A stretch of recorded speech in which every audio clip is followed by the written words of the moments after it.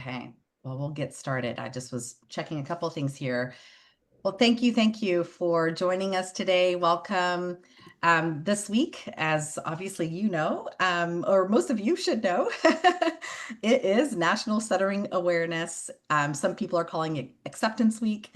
And what better way to celebrate and really increase awareness and acceptance of stuttering than to deeply dive into understanding the experience, which is what I believe this article, this amazing article that we have access to now does for us. And I'm just so thankful for Christopher Anderson and Chaya Goldstein-Schuff and Naomi Rodgers for just their willingness to share this with us and to just really help us go deeper even than what the article provides. And so I'm just truly thankful for each of you. And we'll just dive right in because I want to give as much time as possible for this discussion.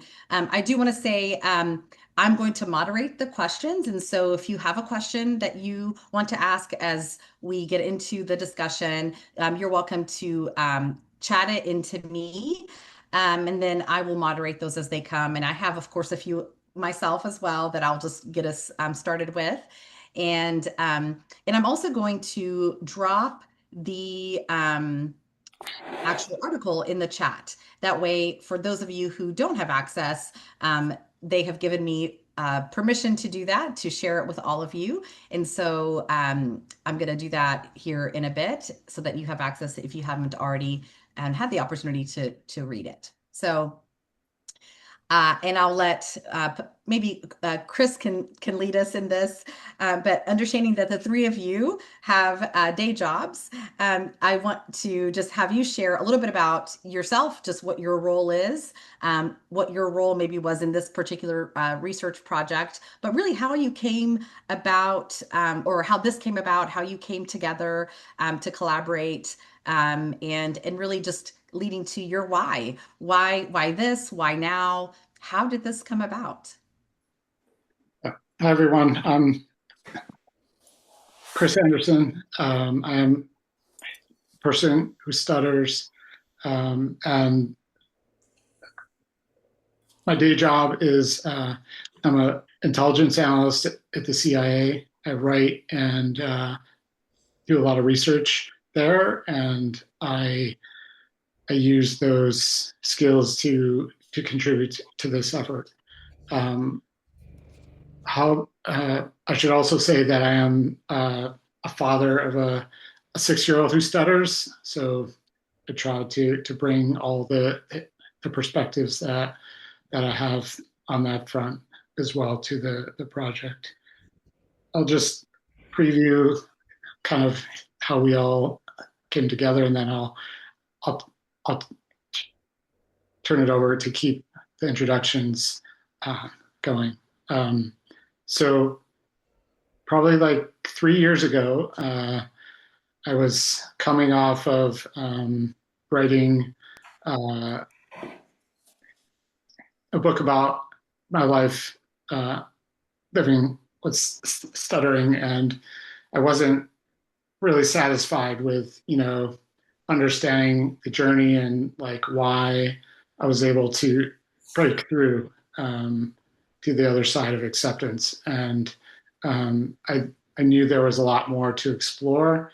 And as I was writing the book, I ran into some research in the psychology field on, anxiety and stress and even addiction, and that kind of all came together under the wider umbrella of trauma, and it really resonated a lot with the experiences I had and the kind of the whole body experience of stuttering. And I often say that in a lot of the books I read, I could have easily changed the wording of trauma for stuttering, and it would be the exact same experience. And I wanted to explore that. And at the same time, I knew that Haya was interested in the topic because I was friends with her husband Ruben, and he mentioned that I should connect with her.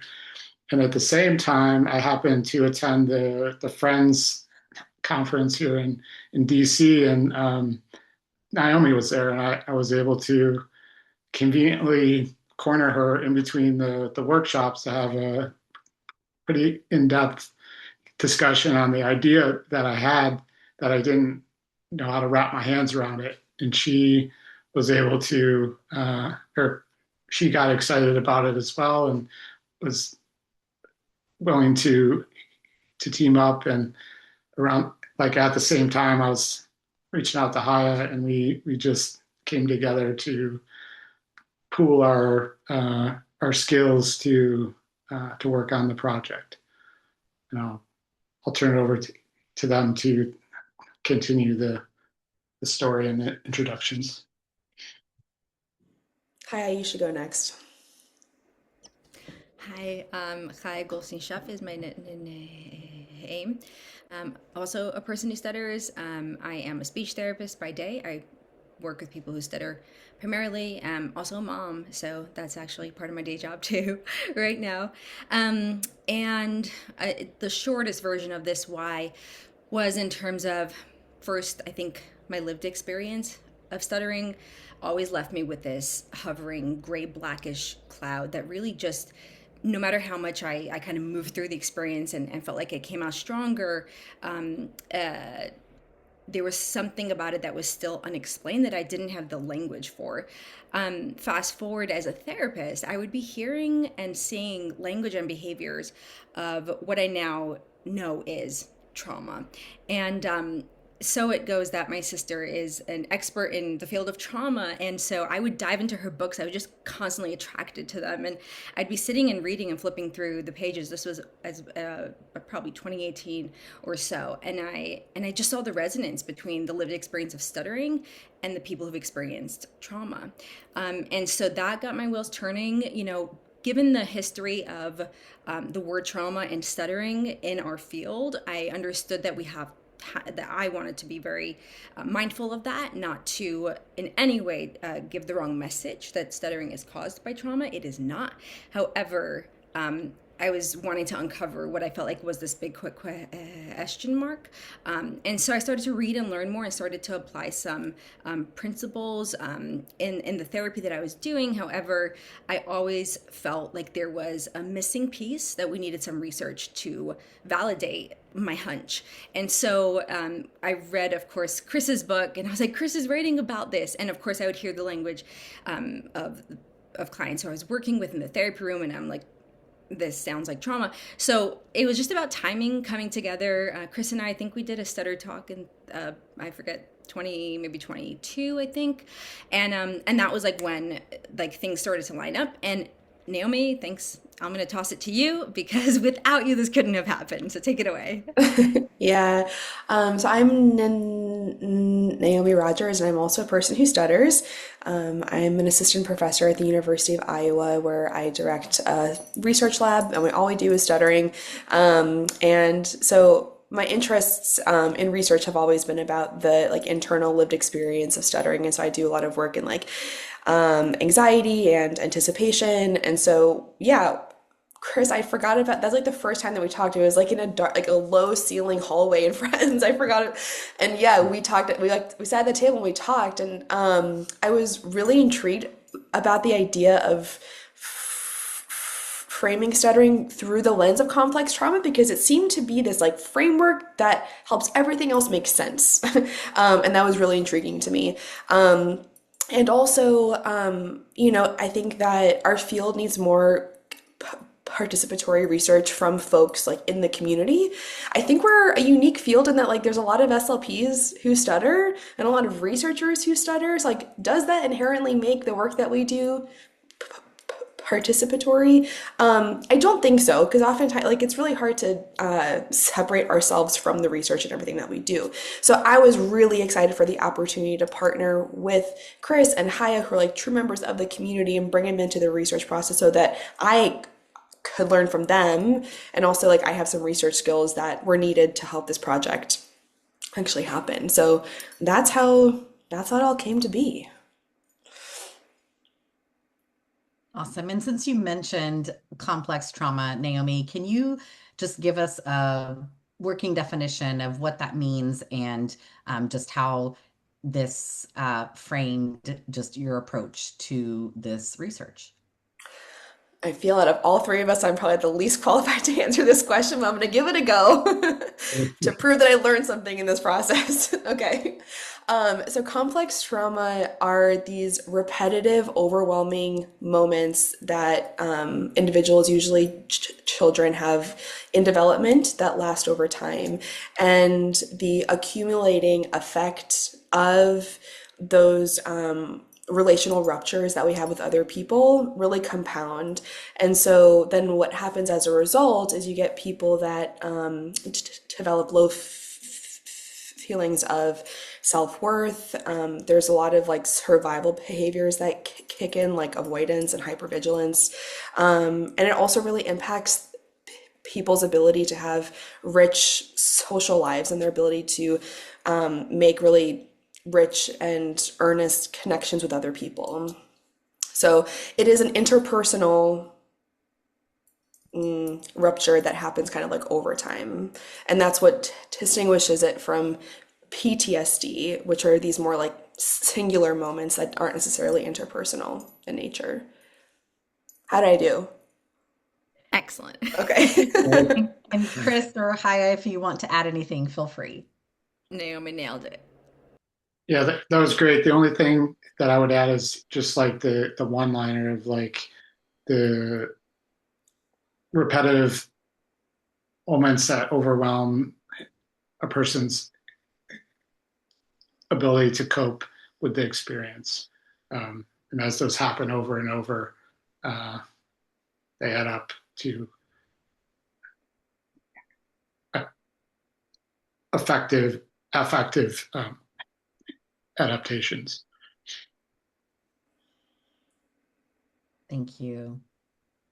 So tell us a little bit about the participants, how you came to find them, and just some of the characteristics or things that you were looking for to be able to study them further.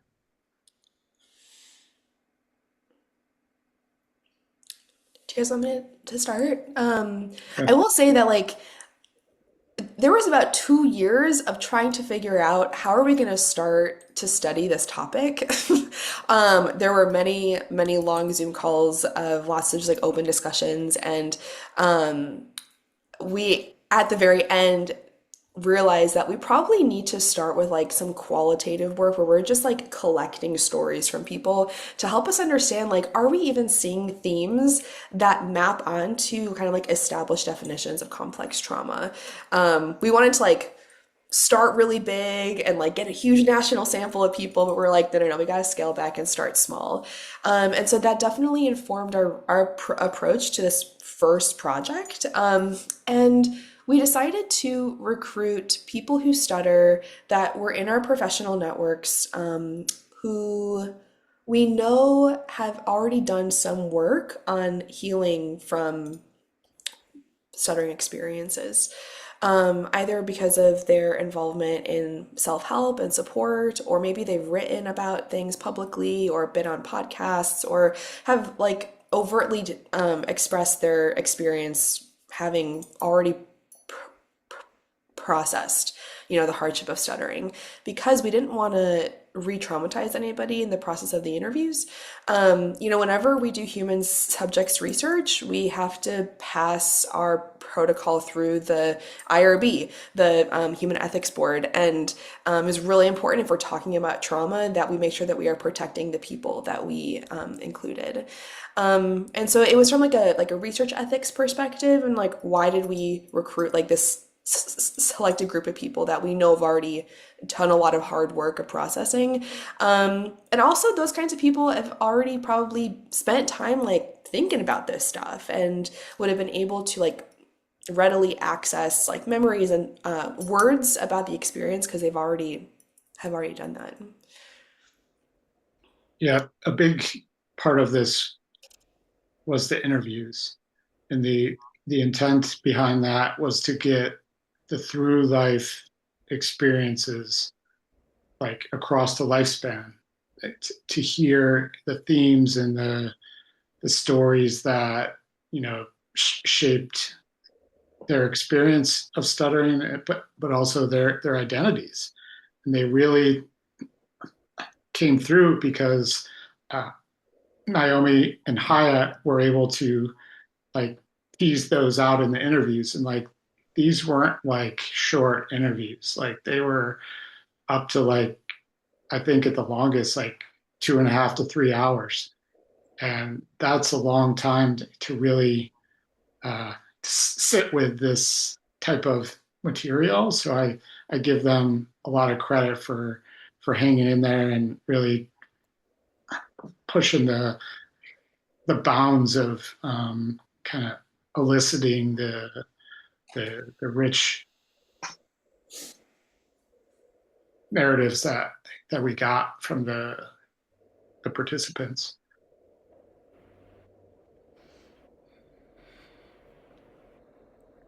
Can you tell me a little bit about if you had any most memorable or insightful responses, things that really stood out to you through the interviews?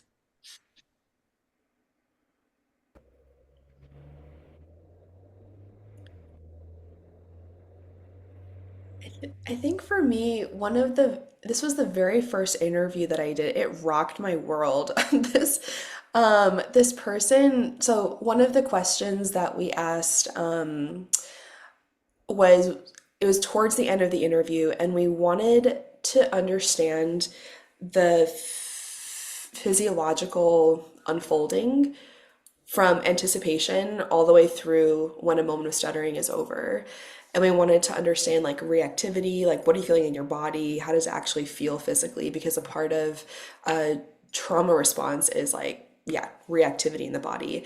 And the very first person that I interviewed, like, took 10 minutes to like literally, like, she broke open a moment of stuttering for me and like was using the most like insightful language and was talking about like mind body fracture and like the exact moment that it happens for her, and like that to me, it rocked my world. So to me that was probably one of the most in yeah, memorable piece of the interview I did. But honestly, like they all were so full of like just absolute like raw and emotional stories. I mean, I also interview people that like it just tears for 2 hours, just talking through how difficult it was specifically in childhood. So I mean, yeah, there's a lot of really important highlights, and a lot of that stuff ended up in the paper. Like we use quotes they're all laid out in the paper. Yeah. I think what stood out to me was, despite all of the participants really being advanced in some ways in terms of their experience with stuttering, and in many ways being really comfortable with it, there was something very cathartic and therapeutic that happened in the interviews. And many people toward the end were like, you have no idea what this just did for me. The experience of going through like the through life narrative, which is what Chris highlighted before, helped them make meaning in a new way. That there was almost in everyone, there was this like light bulb moment of this rawness that was exposed, and then also a clearing at the end, and that was so beautiful. What struck me was the importance of home life for all the participants, and the variety of experiences that they had with their parents, with their grandparents, whoever was around the house, and just their perspectives on how they thought or how others actually reacted to their stuttering. I mean, there was one participant whose mom would like openly laugh at them in public when they wouldn't be able to say their name. And then just like the mocking and the expectations of working on their uh, their fluency shaping skills, and just kind of how it really solidified kind of my understanding of how a person like truly organizes their identity and their life around stuttering is because it was always front and center, or not. Like even if they didn't talk about it, they were thinking about it all the time. And it really struck me how important like the home life is to like the experience. I mean, obviously I experienced that as well, but like hearing a lot of similarities across the narratives was interesting to see. And then also again the the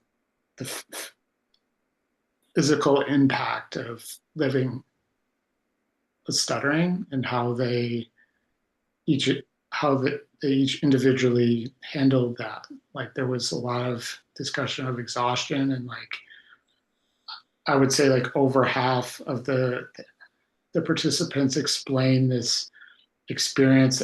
There was a question about like, can you tell us how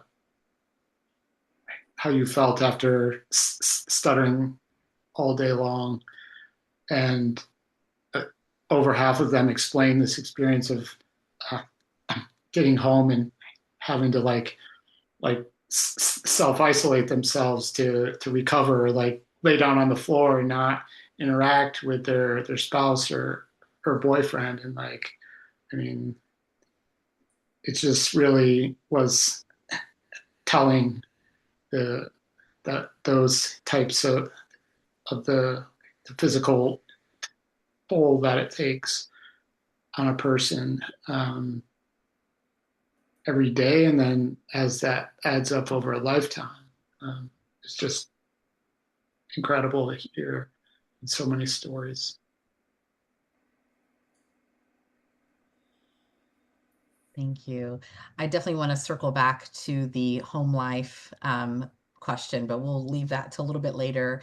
I wonder, you talked about some similarities across stories. Were there any accounts of things that were maybe significantly different or things that surprised you that came out in the interviews?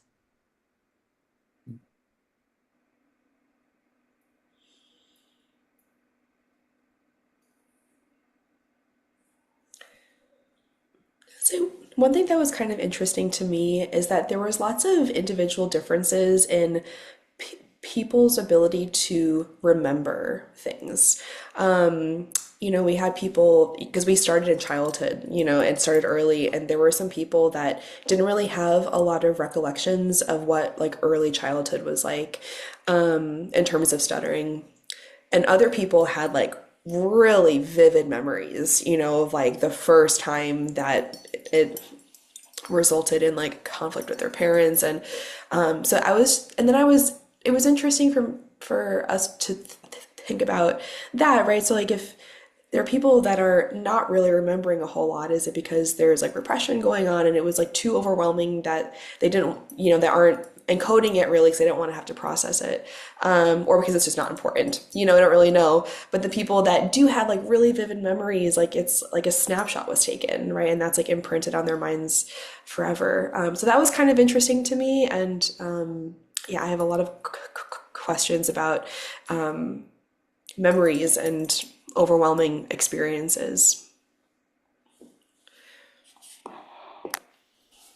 Not a difference, but I actually want to highlight the similarities.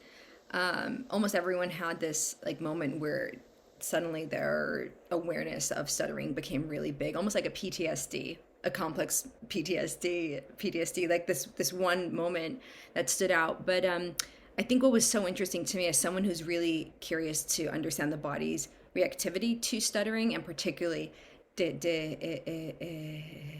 association as a form of protecting itself, We did not ask any leading questions. We were like, we're here to tell us your story, and the information that was offered up when it came to describing how they responded to moments of threat of stuttering, so many of them talked about blacking out. They felt far away.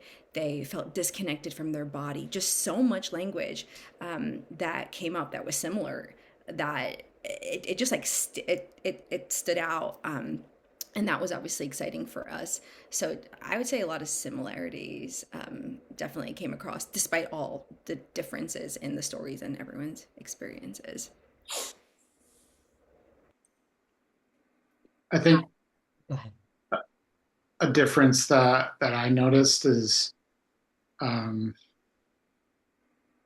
and we didn't really include this in the piece because it's a different aspect of the narratives, but each of them were able to find their way to some level of acceptance in their own ways, despite all their experiences. And it was interesting to hear that, like, even though like they could recall the narratives, like a lot of them could recall the narratives like from years and years ago, they still kept going.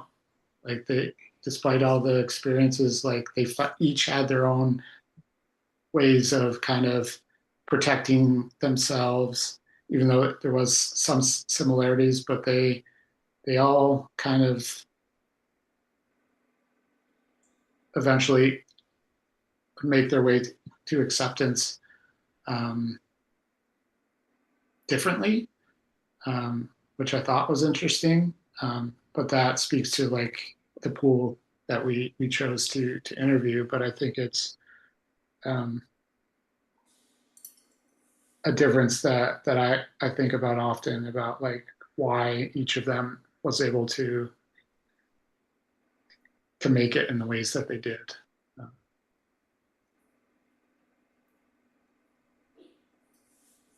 Chaya, what you were describing relates to dissociation, and you talk about that concept in the article and its relationship to the stuttering experience. And I thought this might be a good time just to unpack it a little bit for us, if any of you want to just go into how this appeared to be woven in throughout the responses, and just what does that mean for us in helping us understand how people experience stuttering.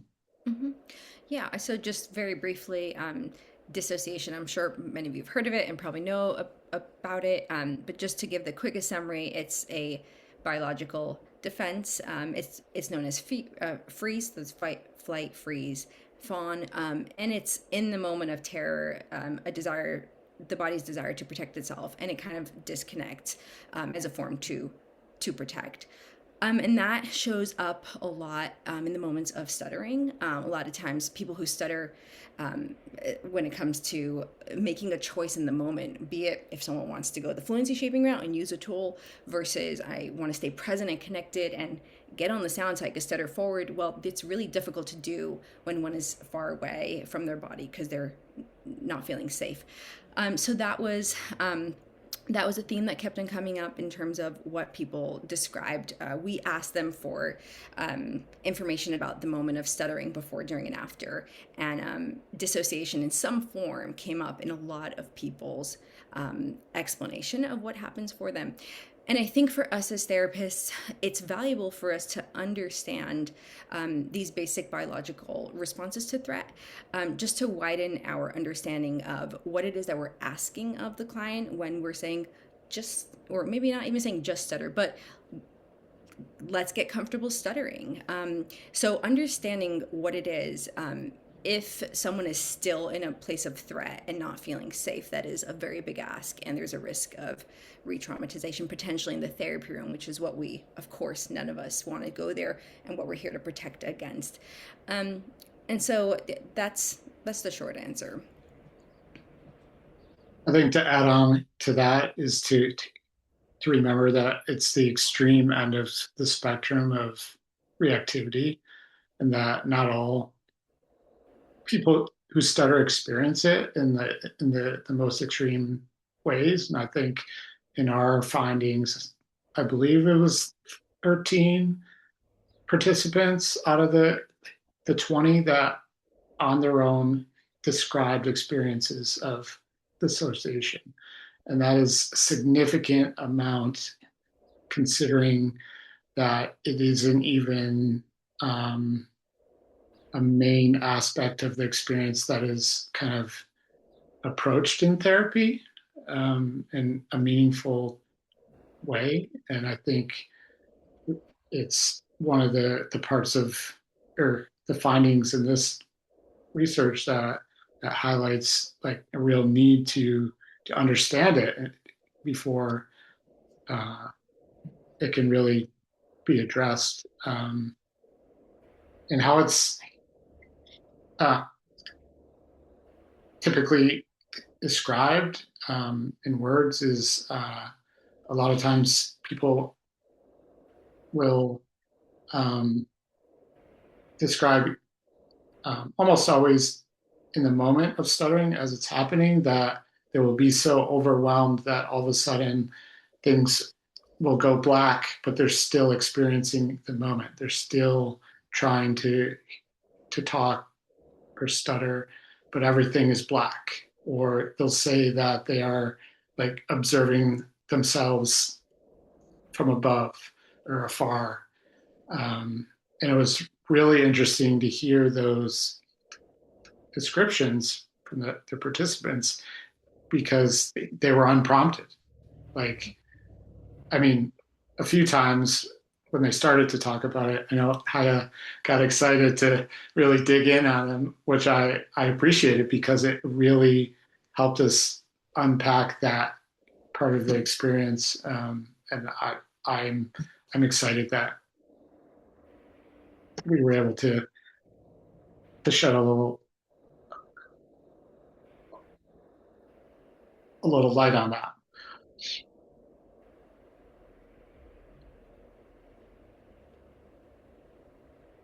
Thank you. Michael Campbell had a wonderful question that I'm going to ask him to unmute and ask, just related to your own experiences. So go ahead, Michael. Thank you. And first, I see Trauma and Recovery on shelves behind Haya and also Chris. And I love that book. It's on my shelf here as well. And I noticed it on both your shelves, and I'm sure it informed the work. But the question was, how were the interviews a mirror, or maybe not a mirror, into your own experiences as with stuttering? And what kind of transference you might have experienced while you were conducting the interviews, and what that was like turning the experience into yourselves, which is, when we're doing research, we want to kind of maintain some objectivity, but at the same time, I think Naomi mentioned at the beginning, it's also participatory by default. So.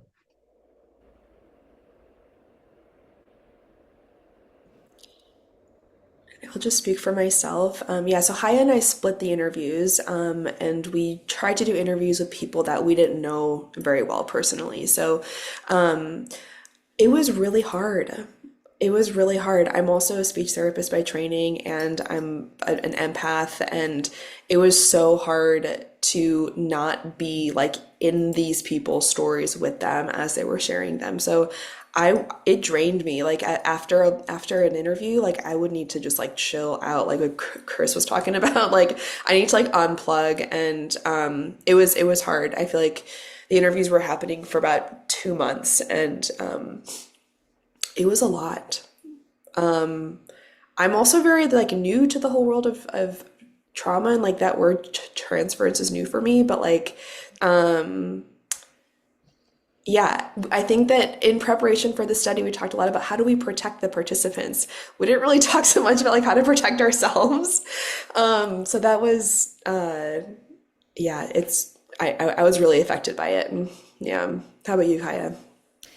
Yeah, I found a deep level of like satisfaction. Oddly, it was in some ways draining, but also I found it very fulfilling, because if for me, in terms of talking about, I don't want to say it was transference in the moment, but I had this deep quest of wanting to understand this big missing piece of stuttering, and it felt like here was the space that I'm gonna get to see or hear more in a methodical way, not just a hunch or just like clients, which are wonderful, and obviously that's a lot of evidence, but not in a research framework. Um, so um, so in an odd way, I found it like deeply satisfying and fulfilling. Definitely after the calls, Naomi, yeah, there was definitely like a needing to debrief and like contain what all the wonderful and uh, deeply meaningful stories that were shared. So I think I may have approached it a little bit more clinically, um, with like a very, very, very curious lens. I didn't necessarily share a lot of resonance with the stories per se. Um, and so I didn't really find transference occurring. And I do know a lot about trauma and transference. Like I mentioned, I have a sister who's a trauma therapist, so I kind of have picked up a lot of skills, I guess, along the way. But that was definitely something, yeah, that I was thinking about. I wasn't in the actual interviews, but I think from the perspective of a researcher, I mean, I spent a lot of time uh, working through the interviews from a like trying to put myself in their shoes in order to pull out the themes. I've had a lot of time spent on my own experience and unpacking it and understanding it that um, I really had an appreciation for like what they went through. And like I understand my biases like really well. And at the same time, it was hard not to see the through lines in each of the stories. Like I could almost anticipate what they were going to say before they said it in a lot of instances. And I watched every minute of every interview, um, and it really gave me a sense of appreciation for each of the journeys, and it allowed me to really kind of channel that into the writing of the anecdotes in the article. And without that kind of like first person perspective, I don't think I would have been able to make the links between each of the stories or the narratives of the participants if I hadn't already had that kind of introspective experience on my own. But I definitely think being a person who stutters helped kind of alleviate the impact on me as a researcher and a writer in this experience.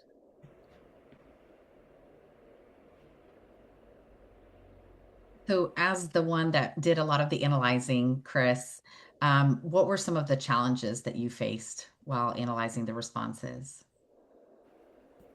The volume, like, it's incredible how much how many details and stories that are just in each of the interviews. Like it's a lot of them are over 2 hours, and you really come to like to know these people. Um, but as I was just saying,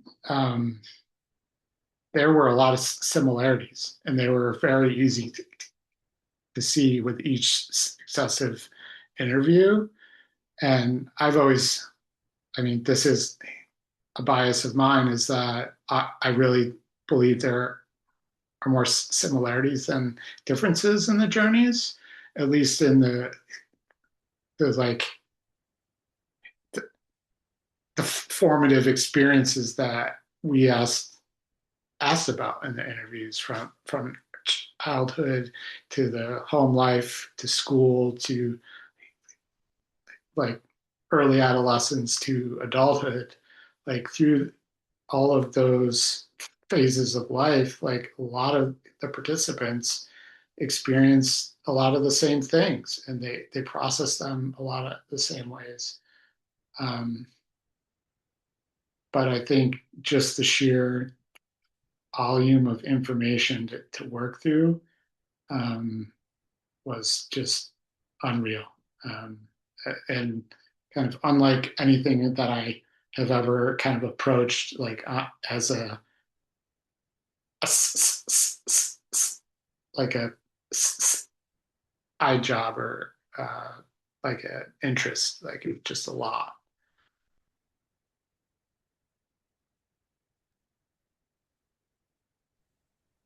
Thank you. Dean Smith had a question about social anxiety disorder, and I'll let him go ahead and unmute and ask that question if you'd like. Hi, everyone. Uh, I'm a psychologist. I'm here in Australia, and after reading this study, I've read a lot of things on stuttering, like over the years, like, and I stutter as well. I forgot to say that bit. Um, and w- what what I was thinking about is like a lot of this studies you read say that individuals who stutter have social anxiety. And my thoughts were that is that a misdiagnosis? Like, does this study actually start sort of like indicating that is that a misdiagnosis and CPTSD is the the the primary like the diagnosis there, and it's not a social anxiety disorder. And so then does that actually like indicate we should be we need trauma specialists like in most stuttering clinics then as well, because it's hard to come to terms with this stuff. I've been a psychologist for 30 years, and I've only and specialize in trauma as well. And I reckon I only worked out 5 years ago I had it. So it's hard to come to terms with these things and work through them. Mm.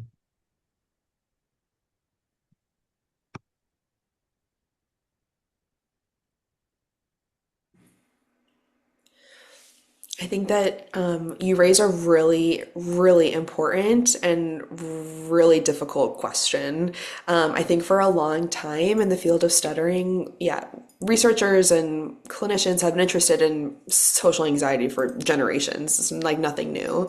I don't think that we do a very good job of distinguishing social anxiety as it's defined in the DSM and like the specific type of anxiety that people who stutter experience. It's like a very specific type of social interaction anxiety. And so I do think that as a field, we need to invest more energy and resources in trying to tease those apart a bit more. And I do think that looking at stuttering through the lens of complex trauma does offer an opportunity to reconceptualize that, yeah, social anxiety symptoms and complex trauma symptoms are hugely overlapping. And so I don't have an answer for you, Dean. I think that you raise like a really important question. And I think that we need to spend more time looking for the differential diagnosis pieces between the two. And so that's going to take more efforts. Yeah, but I don't have the answer to this. I'm not sure what others think. Right. So I agree that it's a really good point that you're raising. I believe that complex trauma was only recognized on the international um, stage as a diagnosis in 2018, and I believe in the U.S. maybe as I, I'm not sure if it was 2022, but just in the past few years. And so it makes sense to me that social anxiety is the one that like the diagnosis people are familiar with, and so therefore they're going to lean toward naturally. I think like that's why we're talking about this, thinking about this, writing about it, because we want to make sure that we are looking in the right direction, even though there is so much overlap. And it does require nuance and differentiation.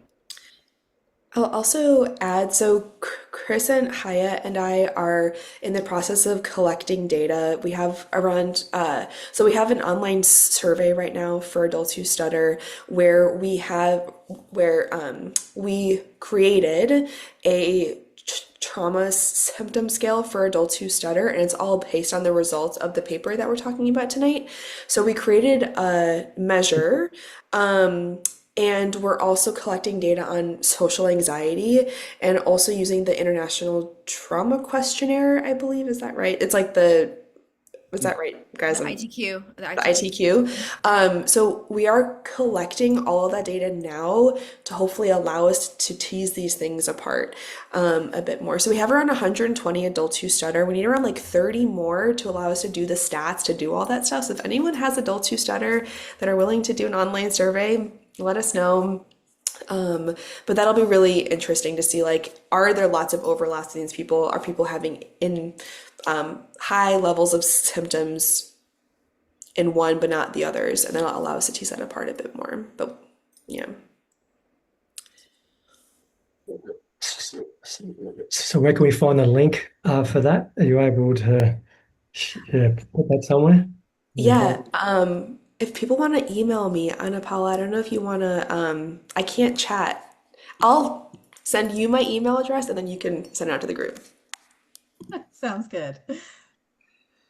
So a couple of questions came in that relate to age, and so I'm just going to combine them and ask them together here. In terms of, did you see differences in the experiences in different generational age ranges, or is it something that was only seen in adults in terms of like just the complex PTSD? So could you speak to age differences that you may have seen?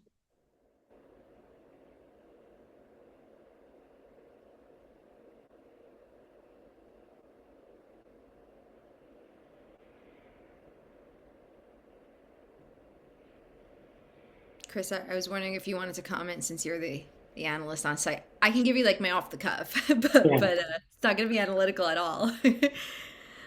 I think not in terms of the experiences. I think they were experienced across the lifetime.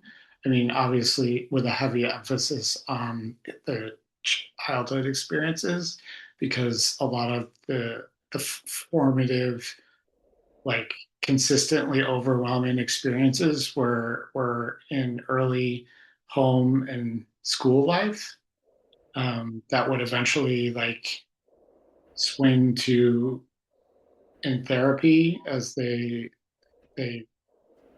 uh, grew older.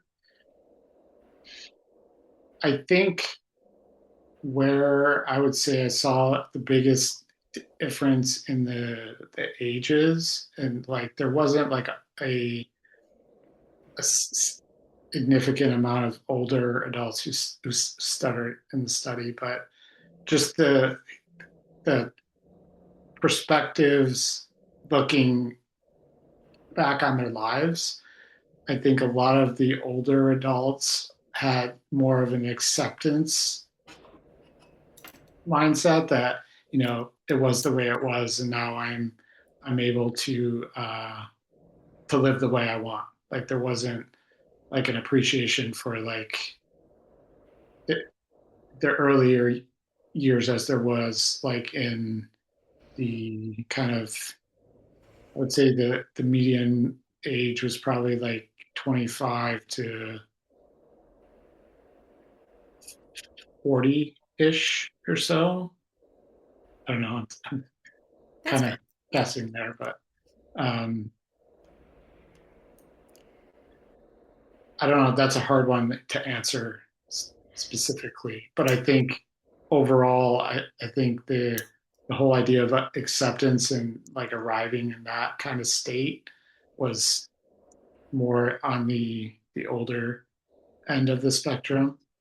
Um, but then again, there were a few people that were in the early stages of acceptance that had really interesting insights and like light bulb esque moments where they were like, "You mean I don't have to feel like this all the time anymore?"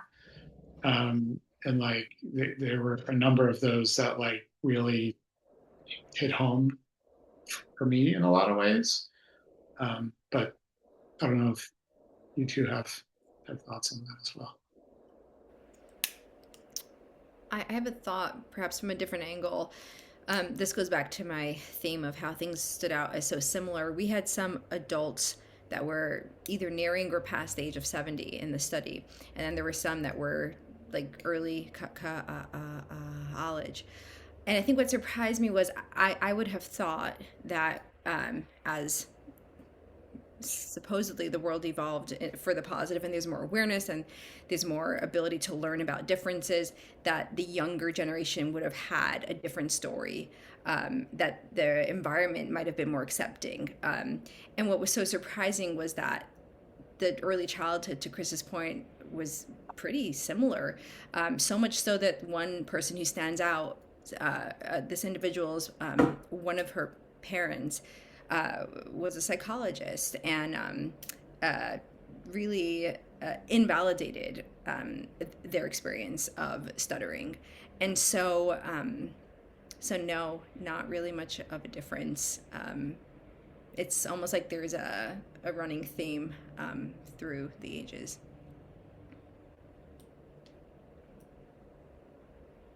Thank you. Uh, Darnell Wilson had a question about outliers, so I'm going to let him unmute and ask. Everyone, yes, this is a question for the panel. So I'm also a person who stutters.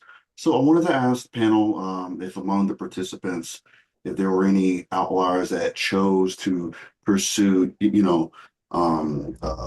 leadership roles that involve, speaking, working in groups, and effectively debating ideas. And because I keep seeing this being a stereotype about, people with this diagnosis being, shy and weak and all that stuff. And for me, I'm trying to pursue a leadership role for companies such as Apple, Visa, etc. And I just don't see that visibility. And so that's why I had to tell myself that, Darnell, if you're not seeing that, then it's up to you to make things like this more and more visible, to be and defeat that stereotype.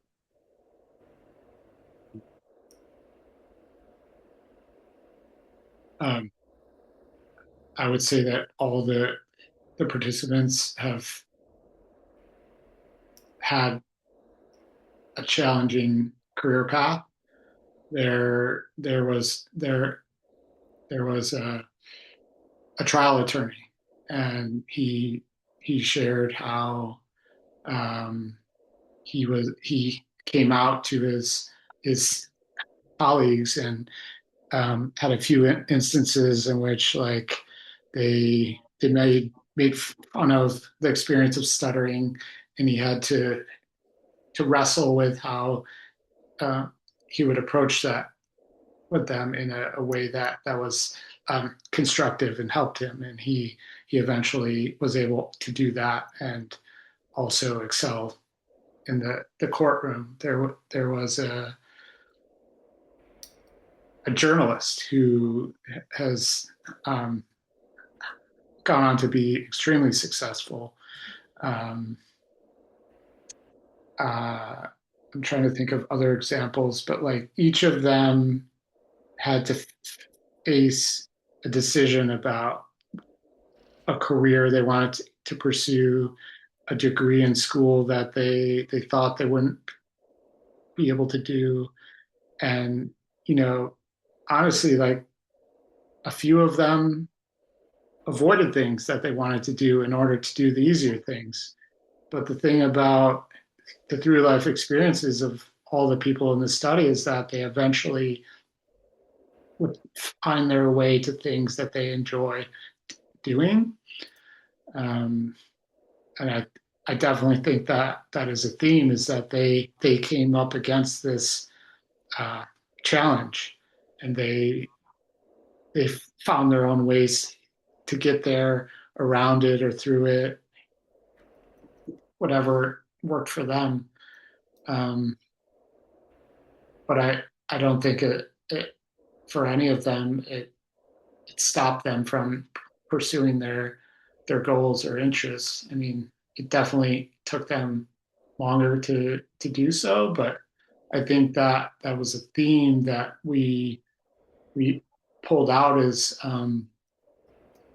from all the narratives, is this idea of uncertainty of like who they could become in the future if they stuttered. And it was the worldview altogether that like they couldn't wrap their hands around it until they were in the moments or had to face them in reality. Um, so that was definitely a common theme, and I think to your question, I mean, all three of us, I think, are leaders in our own rights, in our own uh, areas of this field and other fields. And I think the one thing I'll say is that nobody thinks as much about your stuttering than you. Like nobody cares about your stuttering. So if you want to be a leader, go for it.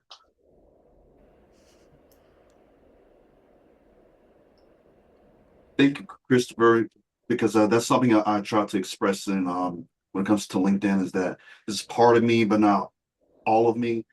And because because there's more things to it than that, right? And it's just I need to stay vigilant and just be that's what I try to focus on, companies that actually have people of all backgrounds, from all walks of life, even though that's a bad thing now. And unfortunately, I'll never escape this. And that's just the frustrating aspect, is that, regardless of what I do, there's still uncertainty regarding, my accomplishments. But I keep telling myself, regardless of what they say, they can never take those accomplishments from you. And, you know, it's supposed to be the free market, right? We're all supposed to compete, but people tend to, how you say, uh, move the goalposts when it comes to, you know, things that they like and don't like. So it's just a very frustrating experience, but I try to avoid all those negative areas of social media. That's the only thing I do is LinkedIn, because it's a cancer everywhere else.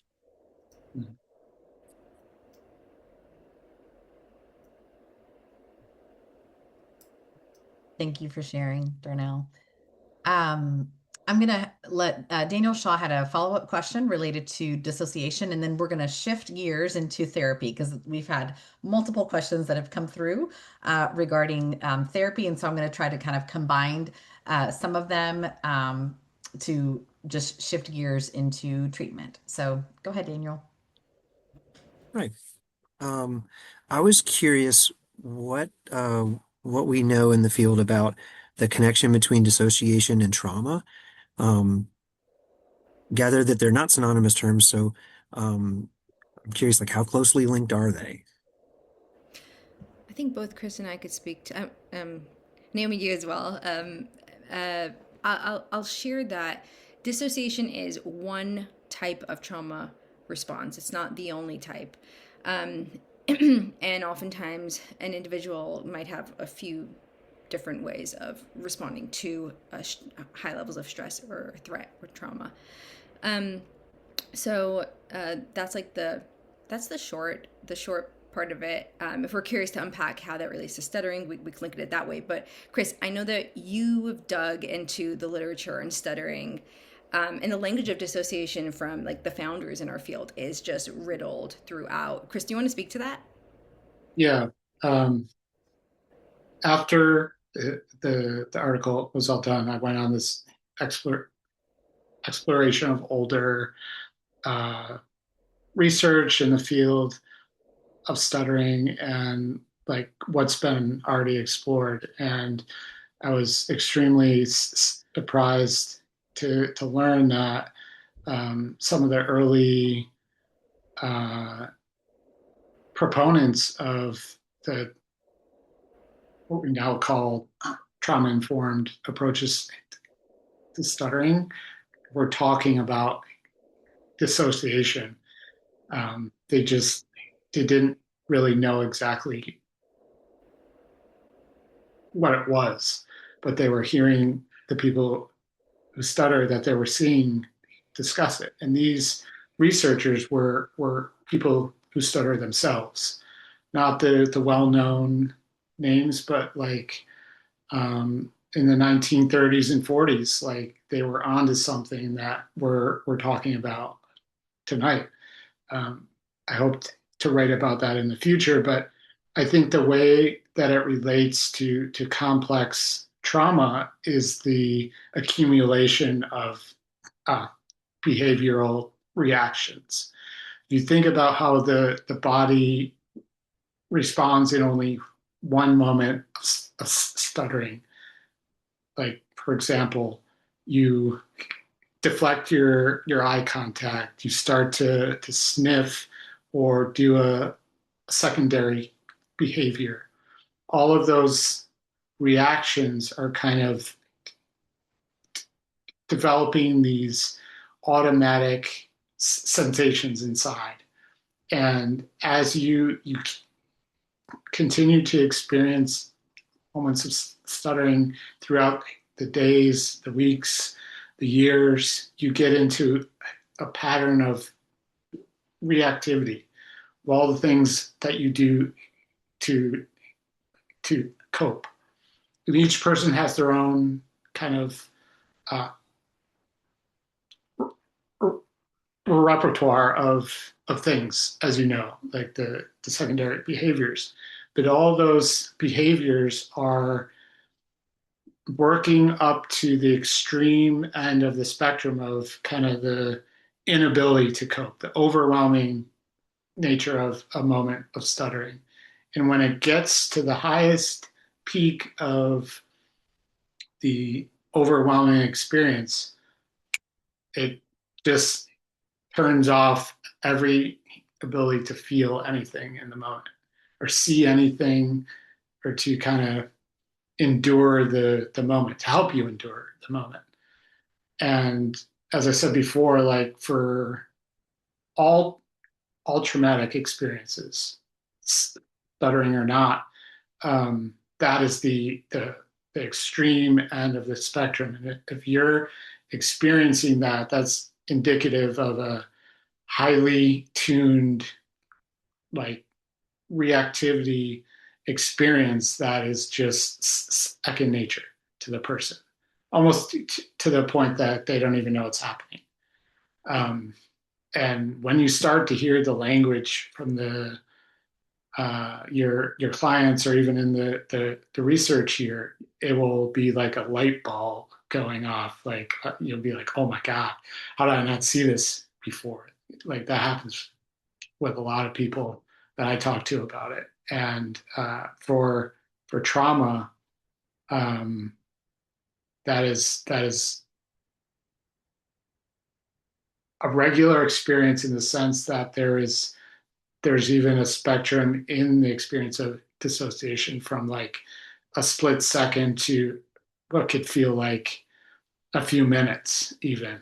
And like you can't remember what's happening in the moments. And like I'll disclose that like the reason that I can explain these things this way is because I experience it still, not in a kind of affective way, but just like the limits that I'm uh, pushing myself these days.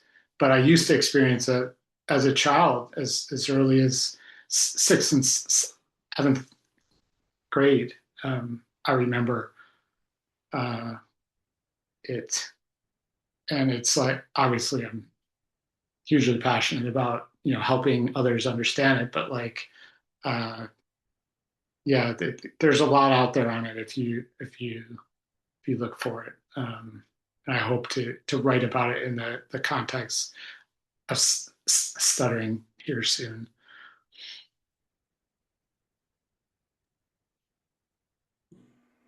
I was just going to add really quickly. So Haya and Chris and I presented on this at ASHA last year. We had a talk on dissociation. And so I just wanted to share like one thing that was interesting was like we asked people to report. This was like a national survey. There was like 80 people that filled this out at the time. We asked them like if you experienced dissociation, does it usually happen before, during, or after a moment of stuttering? And most people are experiencing it during a moment of stuttering. It's happening in the middle of it.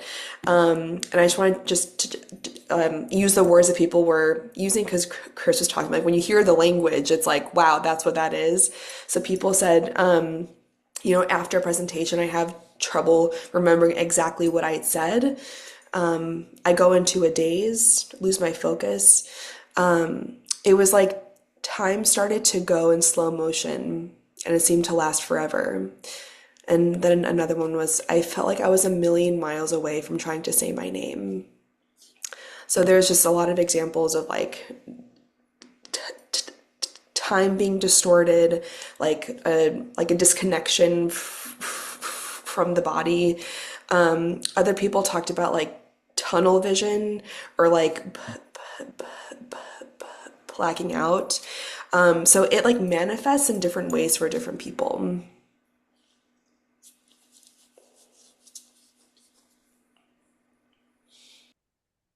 Thank you. Let's, with the 20 minutes that we have left, let's shift into therapy because there have been lots of questions that have come related to our role in treatment when this is complex and an area that we're not necessarily proficient or fully trained in. So one question was, what is the risk to not addressing trauma? But then at the same time, what are the barriers, right, to addressing it when we are not psychotherapists, when we are not licensed counselors, um, and just what is our role? Michael even put in, he reminded me of the Stutter Talk episode from 2017 that the question was asked, should SLPs even treat stuttering, right? So just thinking about like, what is our role? And I know, Chaya, you discuss a phased trauma-informed approach for SLPs. And so I wondered if that would be a good way to maybe start this conversation about like, how can we do this in the right manner within our scope, because counseling is within our scope, but to a certain degree, right? And so just if you could speak to that and just help us understand, where do we begin and or how do we then collaborate with others? So I will just open the floor to you, and then of course Chris and Naomi, you can chime in. Yeah. I think the risk of not addressing or at least understanding stuttering and the experience of trauma um, is really high. It's like an elephant in the room. It's like when we're not willing to acknowledge stuttering, but now just switch out stuttering for the experience of many of stuttering as trauma.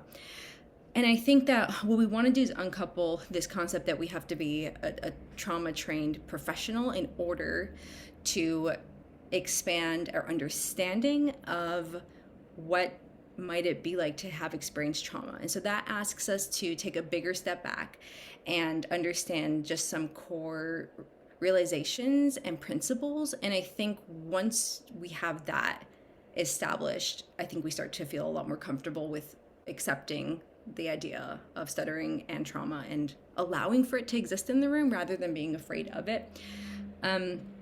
And I can, so you mentioned like the three-phase approach. I wrote about that because I think it's helpful for therapists to understand that there are frameworks that we can in many ways kind of plug our therapy into, as opposed to having to rewrite the script from the beginning. And so that's already a little bit deeper in, and I would even start off by taking a bigger step back. And there's something known as the 4 R's when it comes to trauma informed care. So that is when you understand that trauma is, like I said, in the room, and it's realize, recognize, respond, and resist. So you realize that there's this experience of stuttering and trauma that is present. You recognize the sort of the signs and symptoms, which I don't think is that hard once you heard all of us say how the language of what's being described is really saying that this is more than just a moment of physical struggle, and also behaviorally, right? So when we're seeing a lot of the body speaking with a lot of tension and struggle, that's also an indicator. So those are recognizing sort of the signs and symptoms. We want to respond with trauma-informed care, which I'm going to touch on briefly. There are 6 principles that really are universal. They don't just apply for our work. It applies to this universal experience of trauma. And then we want to resist re-traumatization, and that simply means that we work at, like I like to say, the pace of safety and trust. And we're really being aware at the pace that we're addressing therapy. We're always checking in with our clients to see how they're doing, asking permission. And when we, a lot of us work with fear hierarchies, really making sure that we're moving at a pace that is that feels safe. And so just to sort of dive in, like next step after we have those, the 4 R's would be 6 principles of trauma-informed care. And I'll list them in the top 3 are the ones that I think really stand out to me. The first one is safety. So we want to ensure that our room and our therapy is filled with safety. Choice, right at the core of a trauma is a loss of choice, which is what a lot of people describe the experience of stuttering as. And so we want to always make sure that we're reinstating choice every single step along the way. And then peer support. So the research shows that when we have others who understand our lived experience, that is when we start to settle in, feel understood, and we can start contemplating change and eventually making change. Trust, that seems very basic, but trust, I always like to say trust is earned. Another principle is collaboration. So we're really working alongside. There's no power dynamics of I'm the specialist and you're here to learn from me. It's really a collaborative experience. And the 6th one is all about historical and gender and cultural differences, understanding your client's unique background. And I like to say that, and us understanding that stuttering in terms of identities, it is a concealable, stigmatized identity, and for us to understand our ask of what we're asking our client. Even if someone's open or they stutter overtly, they still have a desire to conceal this part of themselves usually. And so again, considering that. And so when we think about trauma-informed care for stuttering, we are really looking at it from this broad perspective. We're not here to unearth trauma memories. That is definitely that is not within our scope of practice. And I think that's what people are afraid of. A rule of thumb when working with people who've experienced trauma is actually not to pry and dig in deep at all. It's about holding a safe container, and if something comes up naturally and a person shares, then we as the empathic counselor in the room can bear witness and listen. And so there is a lot within our scope of practice that we absolutely can work with.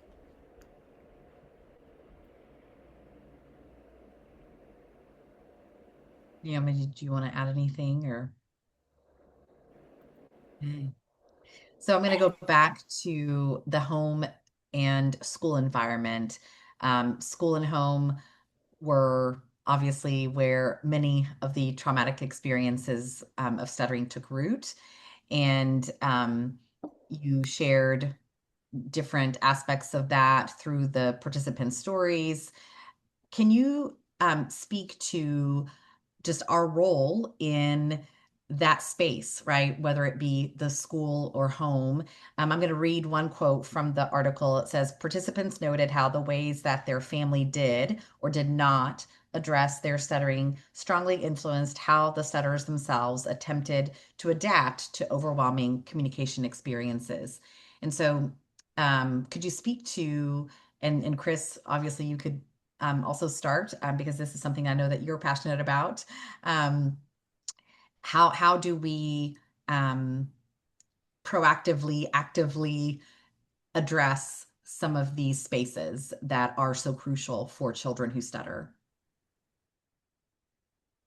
Again, I'm not an SLP, but a experiential learner in my own home um, with my son. I think the underlying uh, challenge for a lot of the participants is their parents or teachers had no idea what stuttering was all about. They had nowhere to turn for real information about it. Um, they they tried their best, but ultimately it ended up harming them in a lot of ways. I think an interesting aspect of the the, the narratives was there were um, I'm not sure exactly how many, but there were a number of participants who had a parent or a relative who stuttered that significantly worsened their experience of stuttering in a lot of ways, especially in the home life approach to it, like very much a um, like, well, I overcame it, so like get on with it already, and you do it yourself. A number of the participants explained how that was so harmful to their identities and like ability to live comfortably at home. Like it was not a safe space for them. Um, and I think there was another participant who had um, his parents would take him to therapy, and ultimately he stopped going after like a really kind of inciting moment, but he explained it in a way that was like um, his parents were doing their best to help him, but they really had no idea what was wrong or what was happening inside him, and he wasn't able to explain it to them, and it was just a cycle of frustration. Um, and when we think about applying that to where we are now in this age of information and resources that are available and more people are open to acceptance, I think there isn't an excuse anymore for not, as a parent, being able to want to explore and understand what your child is experiencing. But it's also an opportunity to inform about uh, how impactful the home life is, um, and in a lot of ways, the school life. Um, Parents can have a huge influence on their child's experience in school if they want to. Um, Not necessarily in therapy in school, but just the whole environment around them. And that's kind of what the participants shared in their stories. That hit home for me, literally. Uh,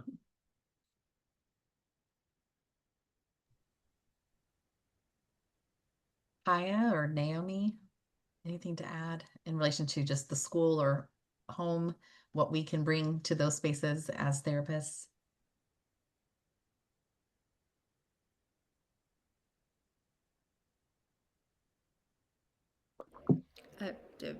briefly, a lot of education and supporting parents with the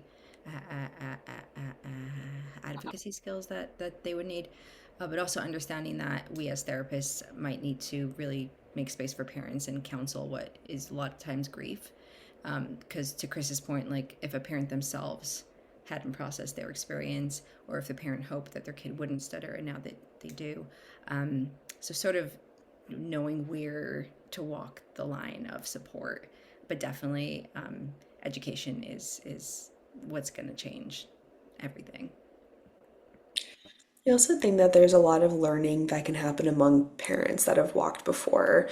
I think there's only so much that we as individual SLPs can do to convince parents to shift their mindset. Of course, we're doing our very best, and it works for some, but I think for others, like hearing other parents share their experiences towards acceptance and making space for it, I think can oftentimes be the most powerful thing in my experience.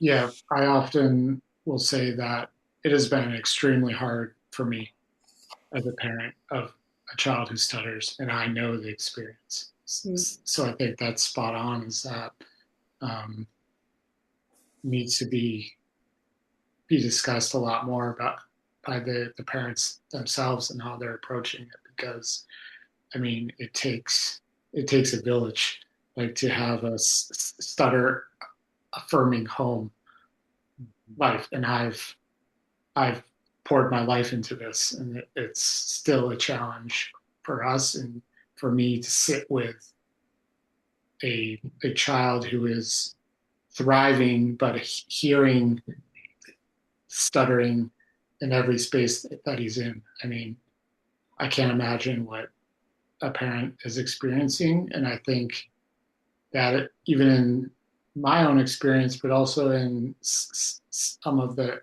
participants, you know, they have come around to not being so angry at them for what they made them go through in therapy, or that was unhelpful, or school, or whatever it was. Like there wasn't.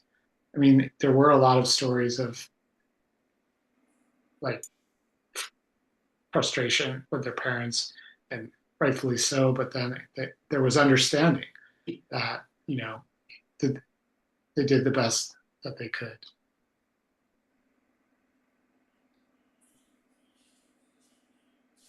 And I'll just take this opportunity just to plug our newest educational resource for parents, because that is the thing that we've come to realize, which seems like it would be a no-brainer, but I think just recognizing that parents are walking their own journeys right through this. And so just understanding that they need as much support through this process as sometimes the child does. And so we do have a couple of educational videos, but one that we just put out recently that really is the parent's perspective. And so she walks us through kind of her journey. And I think it's just so powerful to hear.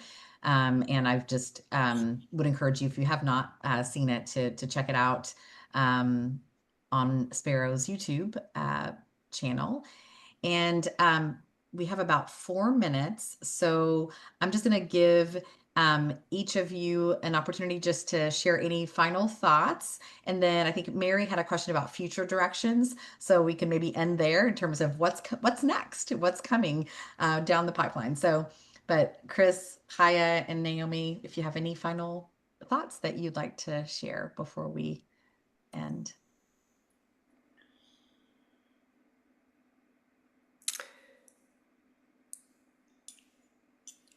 It's always a great question to end on. I am so grateful for, yeah, for Haya and for Chris. I've just learned so incredibly much from them, and like the many dozens of hours we've spent on Zoom together talking about this stuff. And I think, yeah, I think for me, looking at stuttering through the lens of complex trauma has like really changed the way that I understand like my experience and other people's experiences, and like makes this like cohesive frame to understand the experience, and how like we're not experiencing like individual symptoms of different things, like they're all a part of a system. And so that's been like incredibly impactful for me. And future directions, yeah, like we have more stuff to write. We have a paper on dissociation that we got to write. We got lots of juicy data for that. We have our survey project that also has other things about complex trauma. So we're gonna like keep moving forward and trying to get like larger samples and more diverse samples of people who stutter, so that this can be more representative than just the 20 people that we initially started with. And I think what's so cool about this also is just like I feel like the field of speech pathology has been talking about trauma informed care, but usually from the vantage of like our students and clients are coming to us with like outside lives, and we don't know what's happening in their home life, and so we got to make space to like self-regulate in the session. But what's interesting is like this is one of the few times that we're talking about like the actual traumatic experiences of the communication condition itself, and that to me is like really pushes the envelope in our field. And so I'm really excited. It's really messy work, but I'm really jazzed by it. So I'm just grateful for the opportunity and for all of you guys that are here. It does take a village, all of us. I'll echo what Naomi said. I'm super grateful to you and to Chris for making this happen. This could not have happened without everyone really putting in a lot of time and effort and energy. And then so grateful to you, Anna Paula, for opening the space for us to be able to talk about this, and for hopefully having this conversation become a lot more mainstream, because it is important. Yeah, that's the thing that I was going to end on, is that the ability to have these discussions about kind of the unspoken aspects of the experience of, of stuttering, but almost the most important aspects of them to our ability to change or help somebody um, through to acceptance. I think what I took away from this experience is that collaboration in the community is where the change is going to happen. And I think if you're interested in something like this, or are passionate about an aspect of the experience, like find other people that like get jazzed about it and start to make a difference, because I think there is a lot more change happening than I've ever experienced, and I'm excited for where it's headed, because this is the heart of the experience. Like, yeah, there's a lot of focus on the sound of our speech or the struggle, but it's really like when you are able to heal what's on the inside, it has it will make a difference in the lived experience. And I'm thrilled that Chaya and Naomi uh, were willing to allow me to work with them, because I just really enjoy this stuff. And again, thank you to Anna Paula for allowing us this opportunity, and for everyone for joining. Thank you all. I think that is a wonderful place to end, and just want to just offer, Spero has lots of resources for SLP students who are wanting to learn more, who want to dive deeper into the stuttering experience, and who want to provide trauma-informed and care that is informed by a lens that really understands. And so do check out our website if you haven't already. We just want to really equip. That's really at the heart of our mission, is to equip those professionals and teachers and even parents, right, who are walking this journey, so that children and teens and adults who stutter can find their voice and really heal, because that's really what this is about, right? It's about healing from these traumatic experiences that are sometimes all consuming. So thank you all so much. This will be recorded and put on our YouTube channel, so you will be able to re-listen if you want to, or share with others who weren't able to be here tonight. So thank you so much for your time. And thank you again, Chris, Chaya, Naomi.